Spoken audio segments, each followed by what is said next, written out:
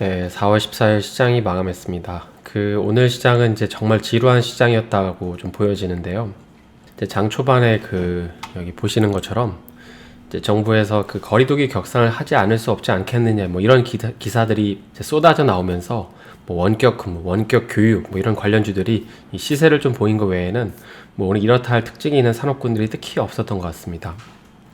전체적으로 좀 거래량도 뭐 그다지 많지 않았던 하루였다고 좀 보여지는데, 그래서 현재 이 시점까지 좀 찾아보니까 정부가 이번 주까지 보고 이제 거리두기를 격상하든 아니면 영업시간을 이제 다시금 9시로 조정한다고 하죠. 이제 우리야 뭐 이제는 정책 피로도가 상당하지만 어쨌든 정책이 변경되면 주식시장은 또 기계적으로 반응할 수밖에 없습니다.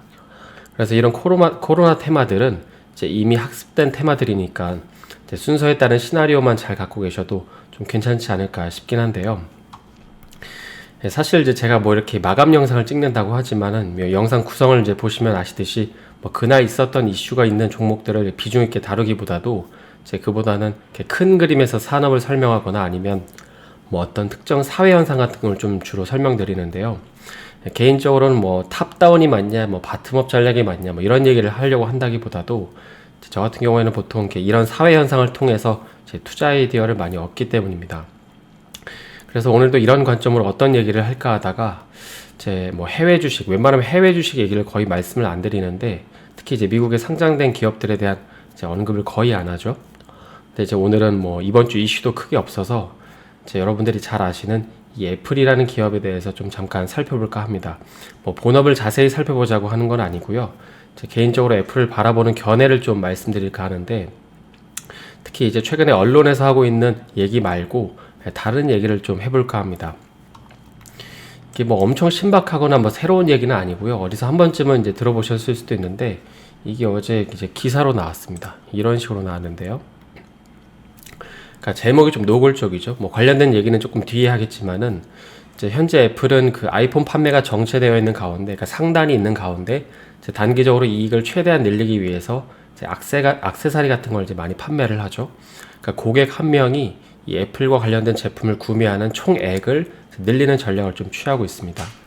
그리고 요즘에는 이제 출시하는 폰의 개수도 좀 늘리고 있죠. 그러니까 보급폰 아이폰도 좀 많이 내놓고 있는데, 그러니까 고마진이 아니더라도, 그러니까 마진을 많이 높이지 않더라도 이제 많이 팔겠다는 이제 그런 취지인 것입니다. 그리고 이제 또 하나 엮이는 내용으로는 뭐 애플카랑 이제 자율주행이 있죠. 근데 이건 아직 시간이 좀 걸릴 것 같긴 하죠. 그런 가운데 이제 최근 애플이 공을 들이고 있는 사업이 있는데요. 바로 이제 구독형 인터넷 서비스입니다. 기사를 하나 보실까요? 5억 3천만 명이라고 나오죠.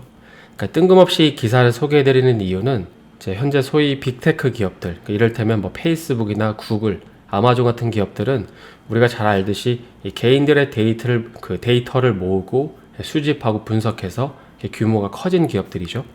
그리고 이러한 데이터들에는 내가 좋아하는 것, 싫어하는 것, 또 바라는 것, 이런 이제 수많은 정보들이 다 포함이 됩니다. 그러다 보니까 여러분들도 이제 이런 경험이 있으실 텐데, 유튜브나 이렇게 쇼핑몰에 접속을 했는데 이제 알고리즘을 통해서 추천되는 영상들이나 상품들이 내가 엄청나게 좋아하는 건 아니지만 이런 어떤 선제적인 알고리즘 추천으로 인해서 어렴풋이 저거 되게 좋은 것 같아, 그러니까 이런 신념을 만들게 하는 것이죠. 그래서 이제 나를 행동하게 하죠.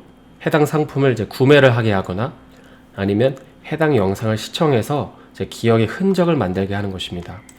그러니까 이건 마치 여러분이 이게 녹색 신발을 자주 구매해서 신는다는 정보를 알고 있는데, 이제 이런 정보를 통해서 꼭 녹색이 아니라 이제 녹색 계열의 노란색 신발을 추천하거나 아니면 뭐 이런 파란색 신발 같은 걸 제 알고리즘으로 추천을 해도 여러분은 같은 녹색 계열이라고 생각을 하니까 구매를 하는 것과 같다고 할 수 있습니다. 그리고 이제 이런 방식으로 타겟팅을 잘하는 기업들이 이제 앞서 언급해드린 뭐 구글이나 페이스북이죠.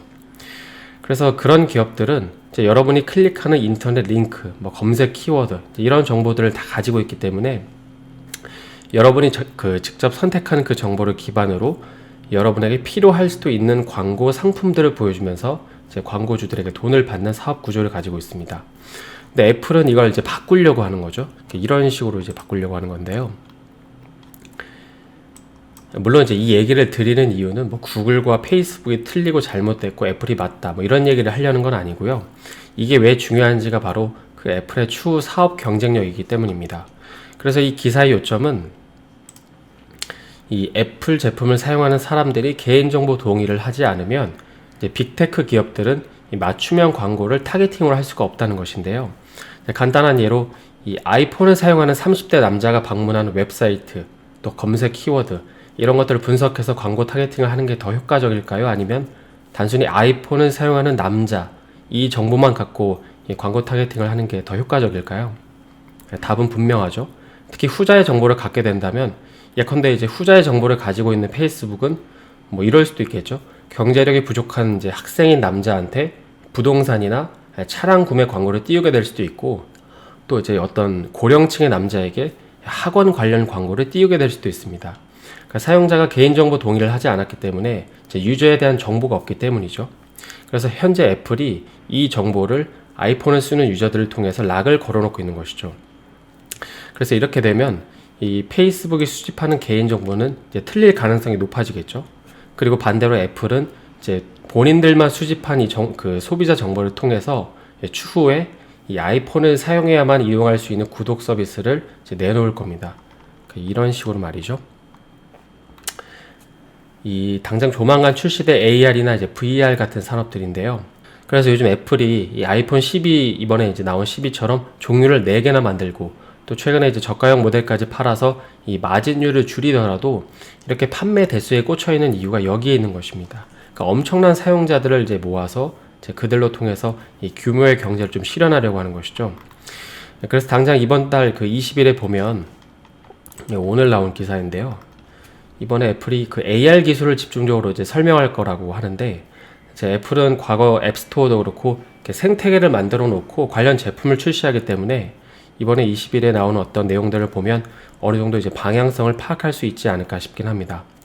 그래서 오늘은 그 애플이 왜 그렇게 페이스북을 싫어하는지, 그리고 그 이면에는 어떤 저변이 깔렸는지를 좀 간단히 생각해 봤는데요. 그래서 오늘처럼 이렇게 시장이 좀 심심하거나 정말 이제 뚜렷한 이슈가 없을 때 좀 간간히 이런 어떤 새로운 산업이나 아니면 이제 국내 주식이 아닌 다른 관점들도 좀 소개해 드리는 시간을 갖겠습니다. 오늘 영상이 도움이 되셨다면 좋아요와 구독 부탁드립니다.